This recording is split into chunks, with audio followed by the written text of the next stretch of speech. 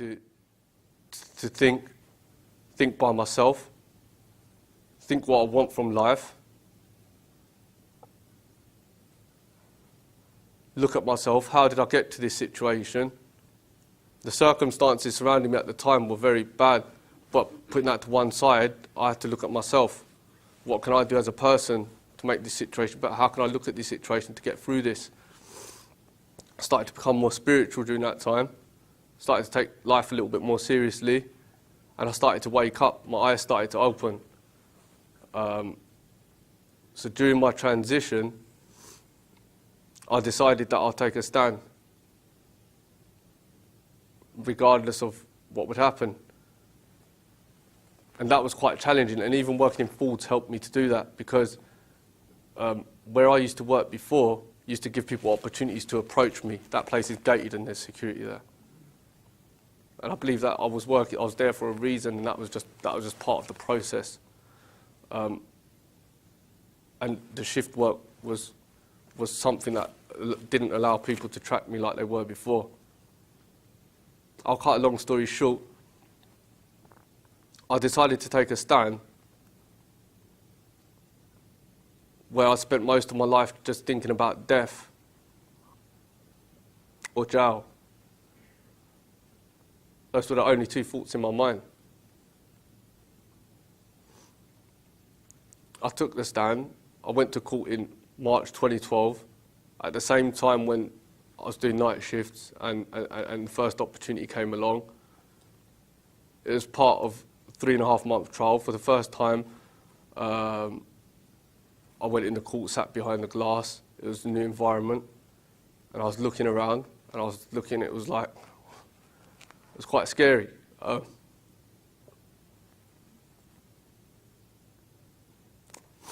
Sat behind that glass for about a month. And then I lost my job, which I think was good, because I would have carried on. And my legal team were advising me, you need to quit your job, you can't keep doing nights. And I said, no, I'm going to keep going, I would have carried on. And they said, you won't be able to give evidence properly because you can't focus. And I believe that happened for a reason. So I gave evidence in a month into the trial, about 2 months into the trial, sorry. And when I gave evidence, there was a big courtroom, about 100 people there, 7 different legal teams.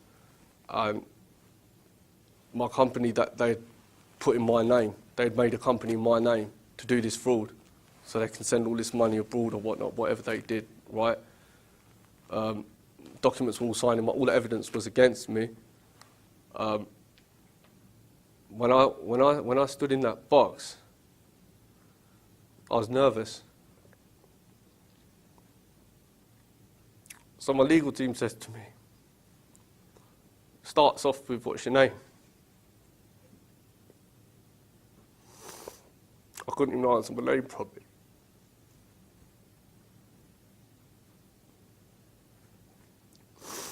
He asked me a few basic questions about where did you study, what's your qualifications, just to get the ball rolling. They prepare you, they say we're just going to ask you some background just to get you comfortable.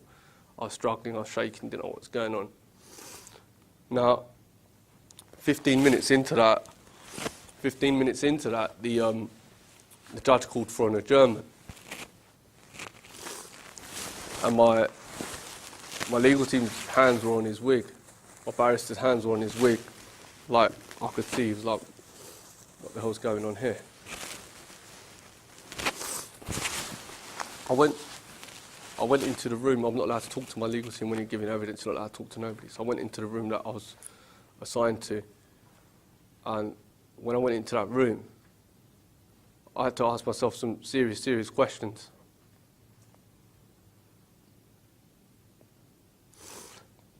And had a matter of minutes to stand up properly and be the real me. Because the first 10 minutes where I was just answering basic questions, that wasn't me. That was just me being nervous and scared, and out of nowhere I have to lift myself now, because I'm in a position where for the first time I have the opportunity to speak the truth and my voice to be heard. and I can't crumble now. When I ask myself these serious questions about when I went away to set those goals for those 3 days, what I want to achieve in my life, why I'm doing what I'm doing, where I want to go in my life, all of this stuff crumbling wasn't an option because I was seeing beyond that. When I set my goals, I told you I put my circumstances to one side. So when I put my circumstances to one side, it was like they didn't exist. I deleted them. They were deleted. They don't exist. Obviously, when I went there, yeah, you're at the trial, but as far as my ambition and my dreams and my goals, going to jail was not part of that. So when I come out of that room, I come out a different man. Before I went into that room, on my way, when I left that box and I walked to that room, there was a lot of people laughing at me. A lot. A lot of legal teams were laughing at me. Some of the people behind the glass were laughing at me. I didn't go into that courtroom to get laughed at. I went in that courtroom for one reason only, that was to speak the truth. So when I come out of that room, I came out a different man. I came out sharper and I came out exactly how I should have been in the first place. Every question, so my legal team started asking me questions and I answered them properly, exactly what he wanted me to answer it, exactly how I should. Then come the time, a lot of these defendants, they had cases to say that they didn't commit the crime, this is the man that's done it. So I had a lot of weight on my shoulders to protect myself from the truth. And my legal team, my legal team were telling me at the time, we're going to try and get you a psychological report. I said, what for? What for? So you won't have to give evidence. Why? Because sometimes in court when you speak the truth, that doesn't always convince the jury. So we're going to get a psychological report for that. I'm speaking the truth regardless of whether the jury's convinced or not. My legal team sent me for a psychological test, which I didn't want to do. I did it anyway, just to prove a point. Just to prove a point that when a man is under a lot of pressure and death threats and going through extreme circumstances, they are different to when they are when they're not. And when they decide to stop allowing the circumstances to define them, they're a different person. I went and took the test. I passed the test with flying colours. My legal team's response was, we can't use that one. That's fine. It's exactly what I wanted. So I went back. In the end, I went to the box. Not only did I answer the questions that were put to me by my own legal team, I had to answer to 7 different people and the prosecution. And when these questions were being put to me, I wasn't just answering the questions, I was having a conversation with them. Like how you talk, just man to man, like one person. Any question, I was talking back to them. I was not only answering the questions, I was challenging the questions. I was questioning the question being put to me because I was standing for the truth. And by about day 3 of giving evidence, I was in that box for 5 days, more than any other person. By the end of that trial, the prosecutor said that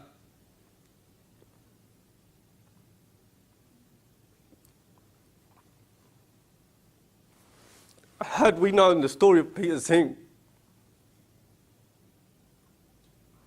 before, at the police station interviews, he wouldn't be here today.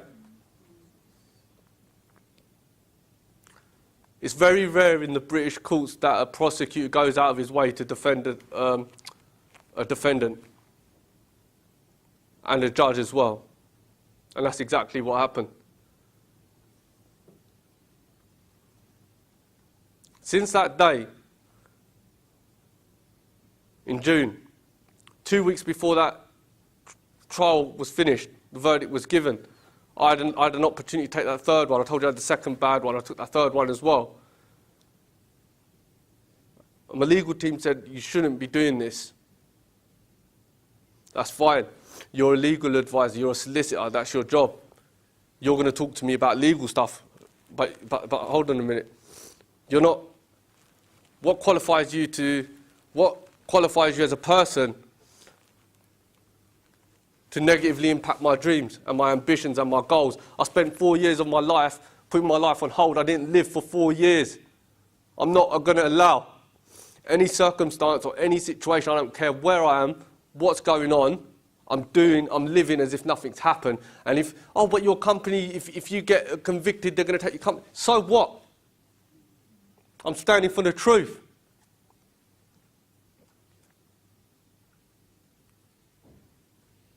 And that's exactly what happened. So I took that 2 weeks before the trial, finished. Verdict, Peter Singh not guilty. I walked away from that courtroom a happy man. And I felt like for that first time in 4 years, a big cloud was lifted off my head. Massive cloud. I didn't realise the impact of how grey that cloud was. I really didn't. I only realised when I was able to walk away and put all my energy and heart into this, what I do now. Because before that, even when I was working, I was still working hard, but my mind was still in that. But now it was like 100%. The cloud's been lifted for 4 years, all this pain. Now I'm taking that wire with me everywhere I go. You've seen the 19K on the Peter Singh. I'm carrying that with me.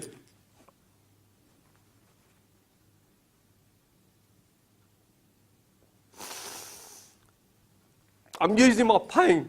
I'm recycling my pain towards success. So we take our wire with us in what we do. When we have a painful experience, we extract. We draw from that pain. There's no point in being devastated by it, allow it to dictate who we are or define who we are. We take that pain and we put it into something. And when we put it into something, we put it into something special. I try to, because I've started to understand how valuable time is. A lot of you guys have asked me what's the deal with the smoothies, like what's going on. This is a part of my life now, because what I realised was momentum kicked in. First I started to become a little bit successful in business. I thought, wow. Then what you realise is then you start looking at your health a little bit, because you start meeting other healthy people around you. You're like, what's going on here? Then you realise they're all linked with each other. Family, relationship, we was talking about it last night as well. And it's like, momentum kicked in. First I used to eat a lot of junk food. When I used to work in the factory, I used to eat a lot of junk food and all that kind of stuff. And then slowly I started to eat a little bit more healthier. And then what you find is when you allow that ball to start rolling and you take your wire with you everywhere you go, you realise momentum kicks in. When momentum kicks in, there's no stopping you. I didn't plan to start drinking smoothies for most of my life, but what I realised was that gave me a lot of energy, and that inspired me to grow even more. Because when we're doing business and we're doing whatnot, I realised one thing that's really important was my energy.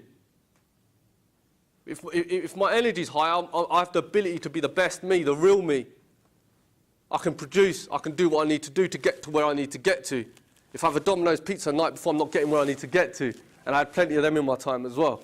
But the point I'm trying to make is that I've become so engaged with where I want to go, and my dreams, you need to be able to see it, smell it, feel it, touch it. And I can see it, smell it, feel it, touch it every single day. And because of that, I'm willing to do whatever it takes to get there. Whatever it takes. Because I'm fully aware, I spent all that time thinking about prison and death. This actually feels like a new life, an opportunity. It feels like a new life's being reborn. And I'm taking advantage of every second of it. So that thing, minute by minute, second by second, that's just not no fancy quote that I've made up. To me, that's a way of life. I really do appreciate every minute and second that I've got in this life, because I've realised we're not all here forever. And I got that learning from the situations that I went through. And the only thing I can do with that now, rather than dwell on it and put myself in tears every time I think about it, all I can do is extract from that and draw from that and take that pain and put that pain into something, because I can't get rid of that, so I have to take it with me. And when I take that with me, I'm recycling it into success. And in the process, I'm trying to help build a team and do what I can and help the people around me. And that in itself is inspiring me to grow. That in itself inspires me to grow. So if I help a few people and they achieve results, that inspires me to grow, because that makes me realise that, hold on a minute, that I've just done something there and I've made an impact. Now I have to do something better, because if I don't, I'm not moved forward and I'm wasting my time. And that's not an option. Wasting time's not an option. In my life, it's not an option. And because I've realised that, I've realised the value of time now. I've wasted a lot of time in my life. I've wasted a lot of time. For 4 years, it was 4 years gone. I'm making up for lost ground now. This is time I'm catching up with. It's a clock game to me. And to me, when I look at time, I look at it with a pair of eyes like everything's an opportunity. Everything's an opportunity, because I missed out on too many during that 4 years, and I can't allow myself to miss out on any more. Because it's our opportunities that it's having our eyes open to the opportunities around us that helps us to grow. And that really pushed me in the right direction. Look, I was in a courtroom, guys, and I was in a courtroom with people who were organised crime gangsters, and they know how to set things up in an organised way and try and make other people go to prison for that, threatening them. Now, when I went and stood in that box, I wasn't standing in that box just for me.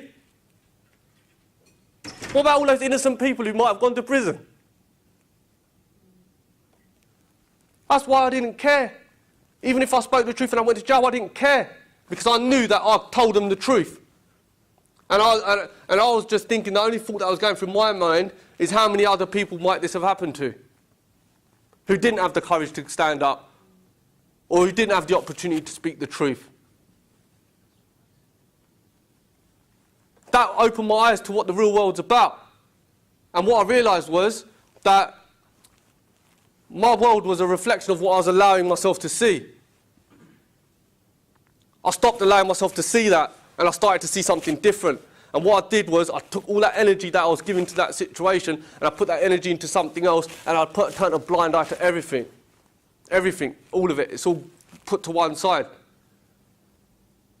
And now that's what pushes me now. When I do my business, I'm driven and I'm pushing, I'm going, I'm everything. If I can get more energy, I'm extracting that energy and I'm putting it into something positive, because I spent too much of my life allowing myself to be sucked down by my circumstances. The thing is, the truth is, life's going to hit us with loads of blows all the time.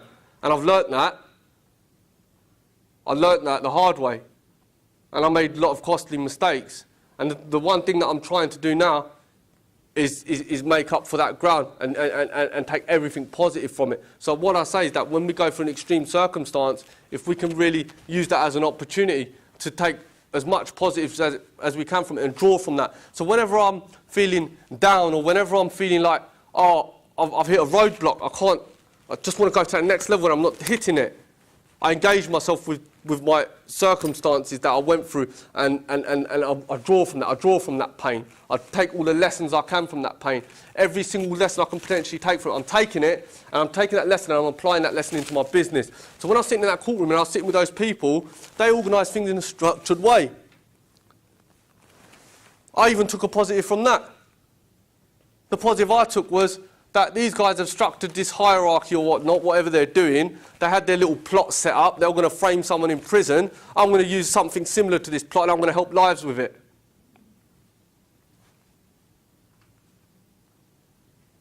They were obviously clearly quite skilled people. They were quite organised. Might as well take something positive while I'm sitting in this room.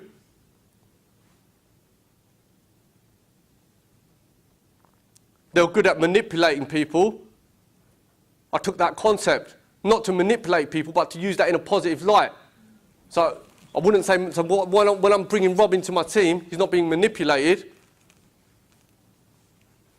I'm just taking one situation that they used in one thing in that courtroom, and I'm applying that to my business in a nice way, with nice objectives and nice values behind it. And I've turned that situation on its back now, and that's what I'm going to do all the time. So whenever I see an opportunity, I'm engaged with it, because I'm drawing from what I've seen in life. So what I say is that when we go for a painful experience in our life, there's always something to extract from it. We don't learn when we're in the happy days, never. It's when in the rainy days, you plant those seeds, you know? And you plant the seeds in the rainy days. And the funny thing is, when I used to sit in my room and I felt nothing but pain going through my body, and going through every cell in my body and my spirit, and I had nobody to talk to, subconsciously, without realising, I was planting seeds. I didn't see the result of those seeds, but as life's unfolding, this is the result now, what's going on, of what the seeds were being planted then. But you don't realise you're planting them then. It's just part of the process.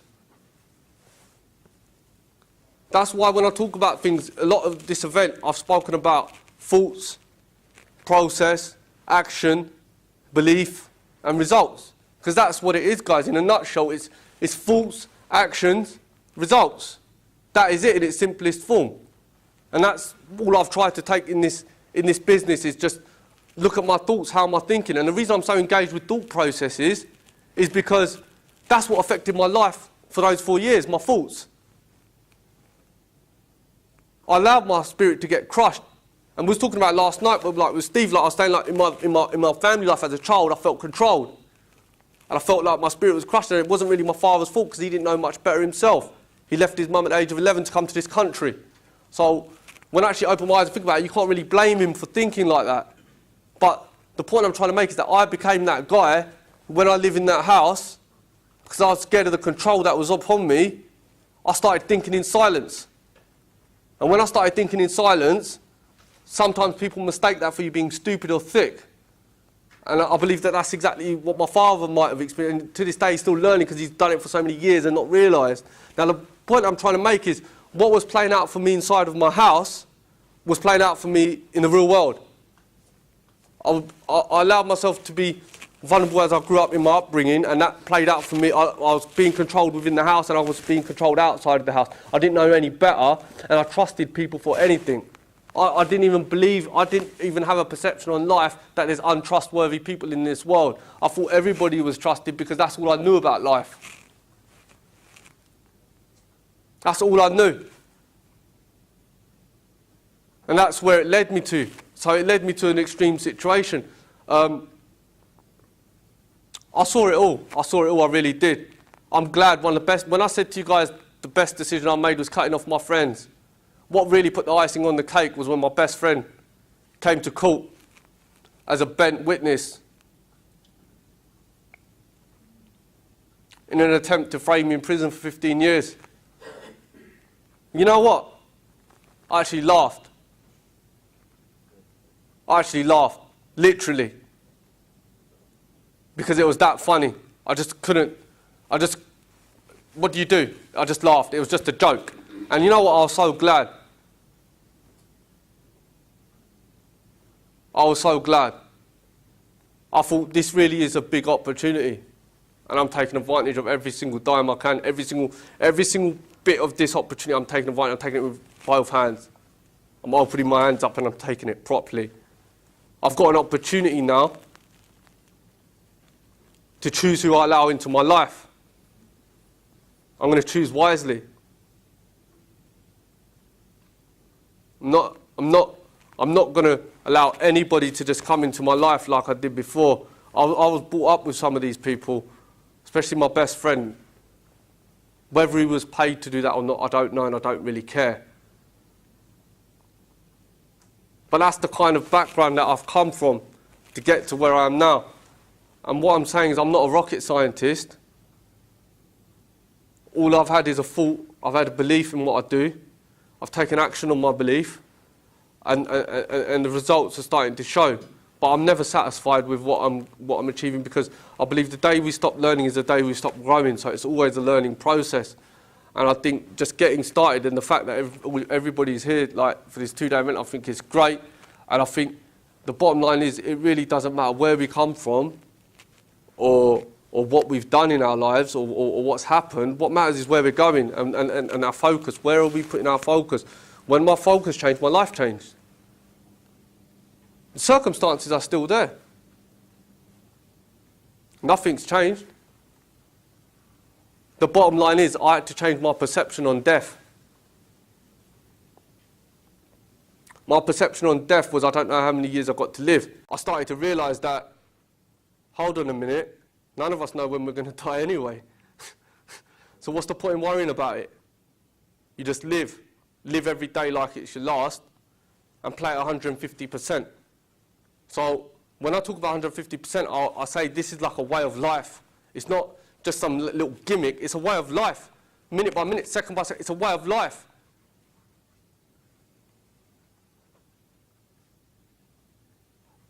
And the only thing that I've allowed is to just let momentum kick in. Momentum. And it's a word that's easier said than done, but when we work hard and persistent and we reap a little bit of rewards from those, right, that really helps to get that ball rolling. And when that ball starts to roll, the sky's the limit. The things start moving so quickly, you see opportunity after opportunity after opportunity. They're everywhere. They really are. They're everywhere. But we don't realise it because we don't allow momentum to kick in. Sometimes we were talking about yesterday, like we get to a challenge, and just on the other side of that challenge is greatness, but we don't allow ourselves to push through that challenge because we get scared of it because we've never been there before. And I had to really look at things with a different pair of eyes that really allowed me to shift. And the reason I share that with you is because I know that everybody in this room has potential. And I swear to God, everybody's got greatness inside of them. Every single person in this room is full of greatness. I know that for a fact. It's just we don't allow ourselves to unlock the potential. It's there. It's definitely there. Everyone's got it.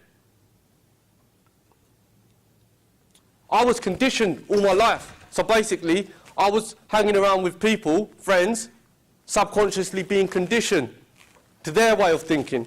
I was allowing myself to be conditioned. Naturally, we allow ourselves. I didn't realise how much I was conditioned by my friends until I isolated myself away from all of them.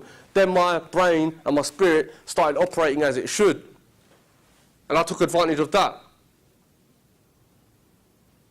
And when I took advantage of that, I saw some positive results in my life.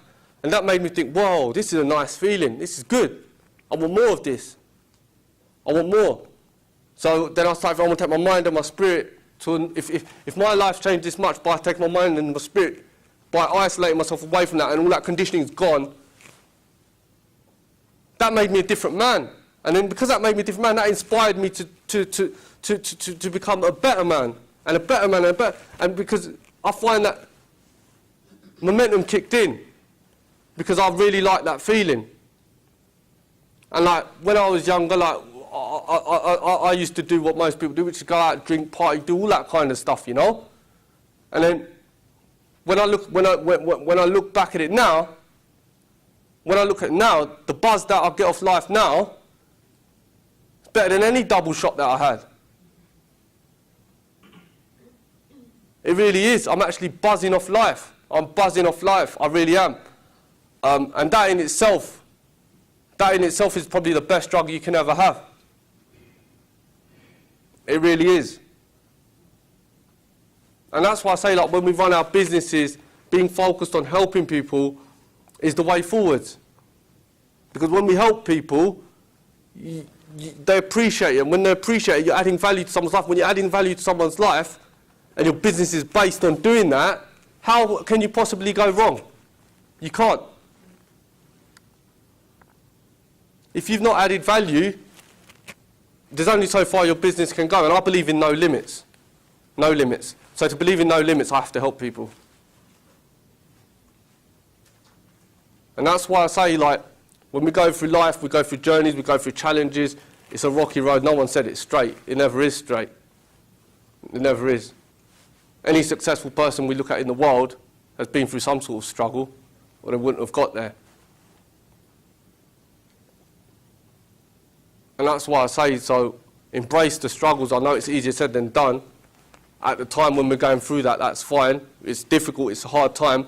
But as soon as we look at that same situation, when we're not in that same emotion that was killing us or destroying us, really, really use that as an opportunity to ask yourself, like, how can I look at this a bit differently? I mean, I didn't sit there and say, how can I look at this a bit differently? But I just did. So like yesterday when we wrote some of those challenges down, you know, I don't know how deep some of you guys went.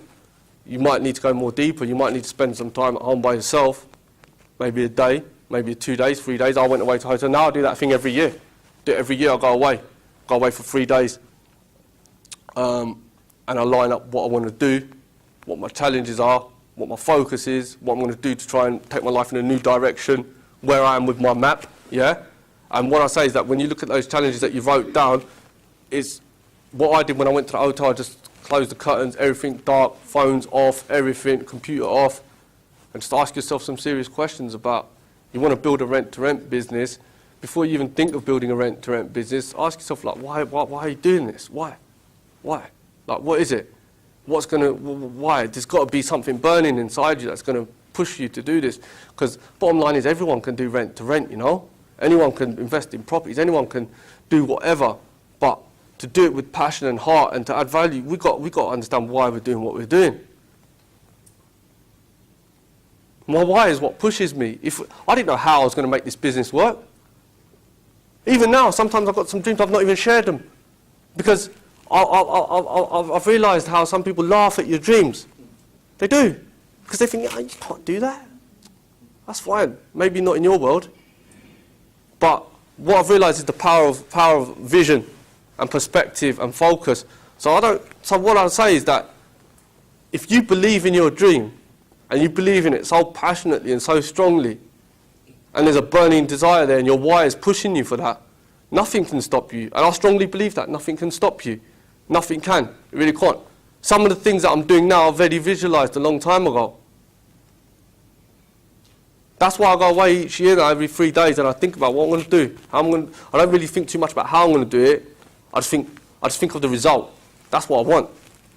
And this is why I'm doing it. And then the hows, they fall into place.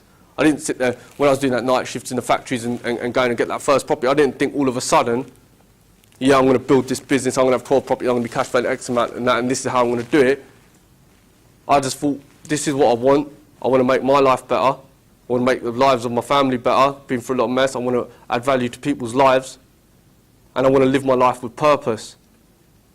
And I won't ever, ever, ever allow my circumstances to define who I am or dictate to me who I am. And that requires a different perception, different attitude. Like I said, for years my dad controlled me. It's not even his fault. When you look at it from the bigger picture, it's not his fault. Come in when he's 11, left his mum, his dad was in the army. What better does he know? It's not his fault.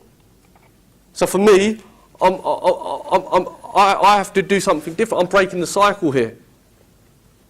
I come from a family, a line of men who've worked factories, minimum wage. My father come to this country, worked in a factory, minimum wage. My grandfather dropped out of college, father dropped out of college, I dropped out of college. Someone has to break the cycle.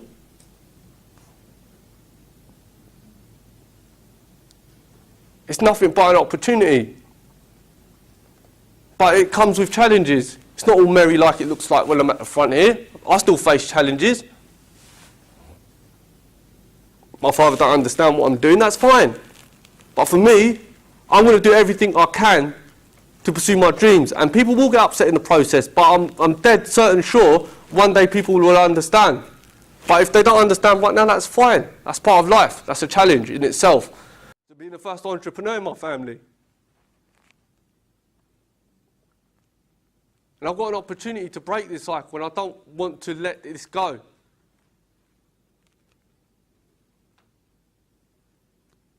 So I've had to make sacrifices in the process, a lot of sacrifices, a lot. But that's the path. That's the path when we're pushing for greatness, when we're pushing for success. We have to make sacrifice. We do. It's just part of it. But the question is, how bad do we want it, and what are we willing to do to get there? And I just find that one thing that's worked for me is just being really focused and knowing exactly what I want. And the way I do that is by spending time focusing, asking myself, and the truth is it all boils down to who you are. That's the truth. I've spoken a lot about thoughts, character. It's who you are. Your business is a reflection of who you are. It really is. So if your business is, I guarantee if any of our businesses are having rocky experiences or it's not as sharp as it should be, that's a reflection of how your life is going right now. It really is. If your business is showing, I don't know, for example, inconsistencies, that's a reflection of inconsistencies within ourselves as well. And what I found was, I'm still learning to be consistent. I'm learning all the time. I'm not saying I'm consistent. I've got loads to learn. But one thing that I realised was, I was the guy that had the messy bedroom. Didn't know what was what and where was what. I didn't know nothing. It was all messy. I was that guy. And one thing I realised on the path to greatness, on the path to success, you meet successful people who are achieving great results. And I'm starting to look around, my eyes are starting to open. I thought, what successful person's got a messy bedroom? I don't know why I'm going to tidy this bedroom, but I'm going to tidy this bedroom. It's going to move me in the right direction. Sometimes it's the simplest things that really take our lives in the right direction. No word of a lie. I did not realise the impact of organising my bedroom and tidying my bedroom, how far forward that would take me. Such a simple thing, such a small thing, made such a big difference. You clear out all that crap that's been in your life. I had clothes in my wardrobe that I didn't even like the look of anymore, and I've still got them in my wardrobe. Like, this needs to go. You need to clear that shit out. because it's not serving us, you know. And what I realised was as soon as I started to clear that junk out of my system, out of my room, the junk out, my mind started opening up. And what that showed, what that allows is it allows for more opportunities to come into your mind. And it might sound silly, but it's true. And then it got to a stage, then I started to slowly tidied one thing, then tidied the next thing. Then you start organising, then you start thinking, I'm going to live life a little more simple. I might as well just start only buying this colour shirts or whatnot. Keep it simple. And then the more simple you keep it, this is what I found, just sharing my experience, the more simple I kept it, the more my mind started opening, like, wow, I'm seeing stuff that I wasn't seeing before. And what I realised, the reason I'm seeing stuff that I wasn't seeing before is because I've tried to keep everything simple around me, my environment. And when I changed my environments, my life changed. So I went from being in a circle of bad people to being in a circle of good people. And that in itself is a massive change, because that allows us to think differently and process differently. And one thing that I'm constantly doing, because I'm striving to move as far forward as possible, is always trying to stretch myself. So I have an accountability partner. And what that means is, every time I talk to my accountability partner, I must have moved forward or I've embarrassed myself. I'm not embarrassing myself. So I've got to move forward. I've got that pressure. And it's that pressure that pushes me to greatness. It pushes me, I want this more, I want it more. And it makes me realise how possible it really is to achieve our dreams. It really is, if you really do believe and don't allow yourself to get distracted, you know? And for me, that really took my life to the next level. I didn't plan I was going to have an accountability partner. It just happened. Happened with friends, you know? And I was like, yeah, we're just talking. And I said, look, what do you want to do? Like how I was saying, I talked with Rob, what do you want to do? What do you want to achieve? My man started asking him, he showed interest in what I want to achieve. I was like, yeah. And constantly we're bouncing off of each other, right? So I actually look out for him. Like, where do you want to be? What do you want to do? How can I help you to get there? And the funny thing is, when you become somebody's accountability partner and that person becomes your accountability partner, and you stretch each other, and you both believe in each other, and no belief sounds like it's stupid, no matter how high your dream is, that has a powerful impact. I'm not interested in sharing my dreams with people who are going to crush them or try and put any negative light on it. I ain't got time for that. Even if I did, my invisible barrier comes up. We were talking about it yesterday, and an invisible barrier doesn't allow anything to happen. I could share something with someone might say something negative. It's not affecting me, it's deflected, it's gone. It's deflected. Because that's how engaged I am with where I want to go. And I just think that clarity, purpose, vision, perspective, goals, big why, passion, heart, it's a way of life. It really is. And I think it happens slowly, bit by bit, bit by bit. I got obsessed with it. I wouldn't say in a bad way. I'd say I've not really got obsessed with all of those things. It's just formed my life because I've always wanted to grow to the next level, and I've got an intention of helping as many people as I can. And that's what really pushes me day by day, week by week, month by month.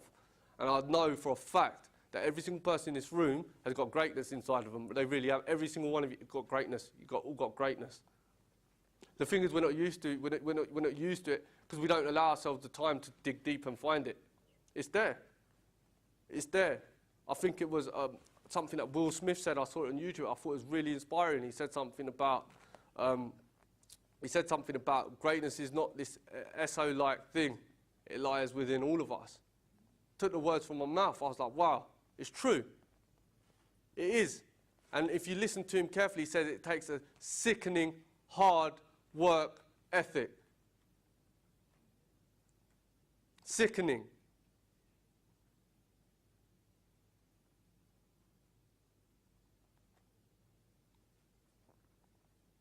That's if we want to go big. But for me, going big is not something that's about me or my company or anything. It's about serving other people.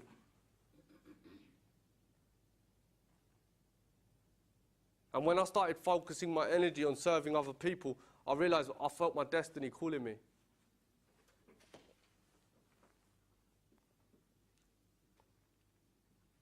We're all in control of our destiny, whether we believe it or not.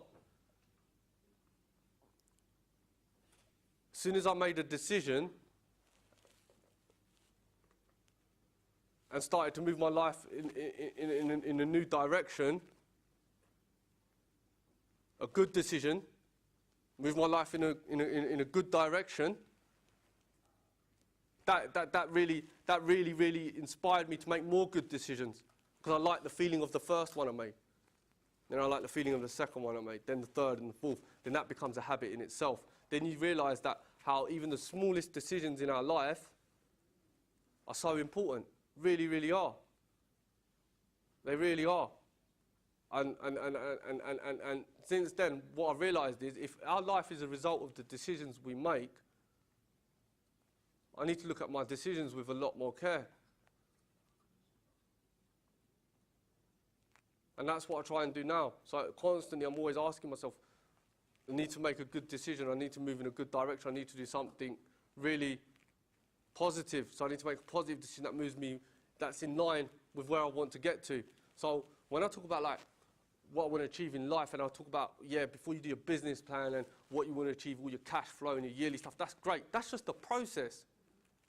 What, you're telling me I really like going out there doing viewings and that's my life? Yeah, I want to live the lifestyle, I want to go and do some viewings. Don't get me wrong, I love doing viewings to begin with, right?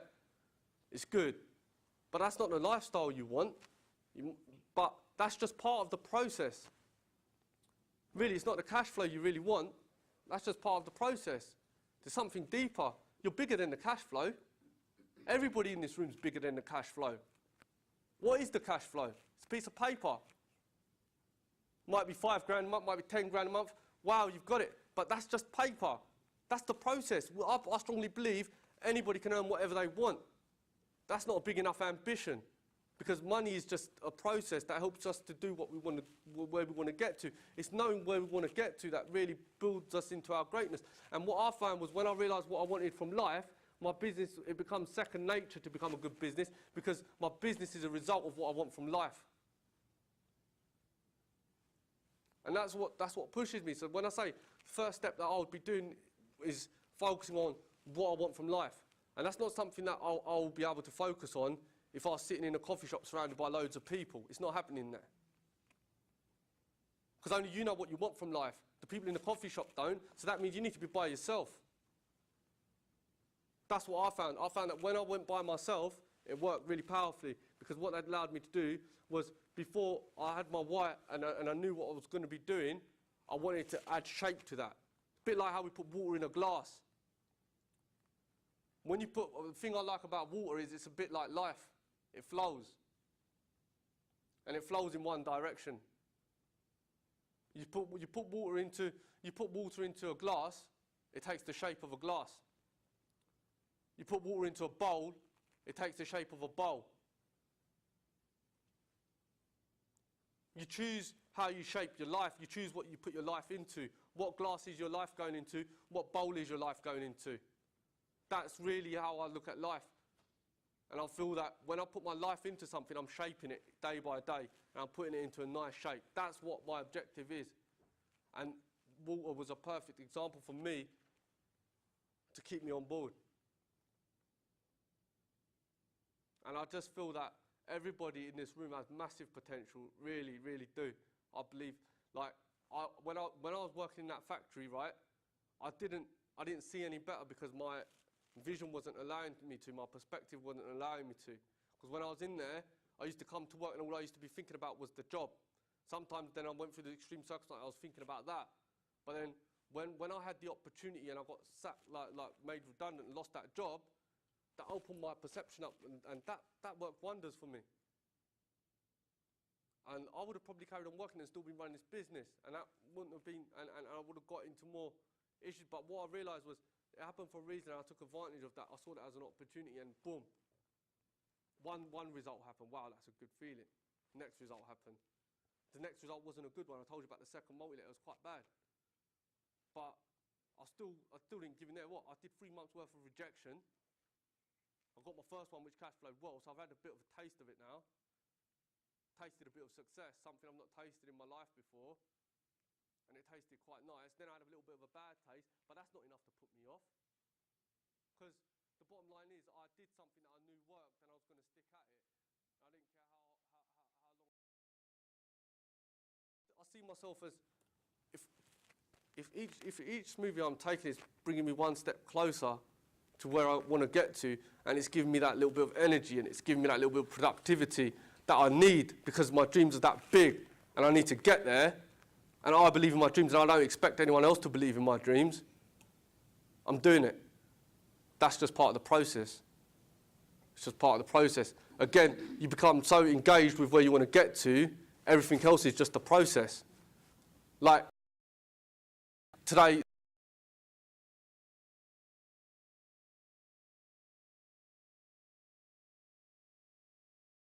like these events, and for me, this is just part of the process for the bigger picture. This is not even the opportunity. This is the opportunity for the opportunity. This isn't the opportunity. This is just the warm-up. It's nothing, but it means the world to me because I've got an opportunity. I've got an opportunity to help others, and I've got an opportunity to bring something to the table, and I'm going to play 150. I'm going to do everything I can. Everything. Whoops. I'm going to do everything I can. So when I come out to play, I'm playing at 150. When I go and speak to letting agents, I'm playing at 150. When I come out here, I'm playing at 150. Everywhere I go, I'm playing at 150 because I spent 4 years of my life and I didn't play at 150, and I let my energy get sucked by pigeons. I haven't got disrespect to pigeons, by the way. But what I'm saying is that we're all eagles in this room. Every single person in this room is an eagle. And what I realised was that in life, I realised that sometimes we allow the dirt of others to be flicked into our eyes. But to an eagle, flying above the dirt is more important than anything else. And we're all eagles, and the only thing is, right, sometimes we get distracted by pigeons. And the thing is, a pigeon only wants to eat what's off the floor. We're not here to eat off the floor. We're eagles, and we're here to spread our wings and fly. But the thing is, sometimes it's challenging because we've never experienced going towards our greatness before.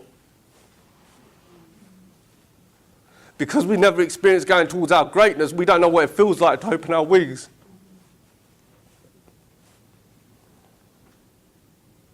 It's time to open our wings and fly.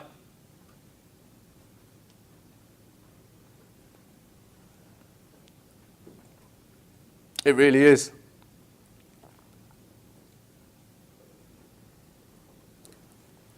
I just want to finish off on that note and say thank you to everybody for making this a great event. I hope everybody's enjoyed it. It's added massive value to my life. And I really, really am looking forward to seeing everybody flying. Thank you.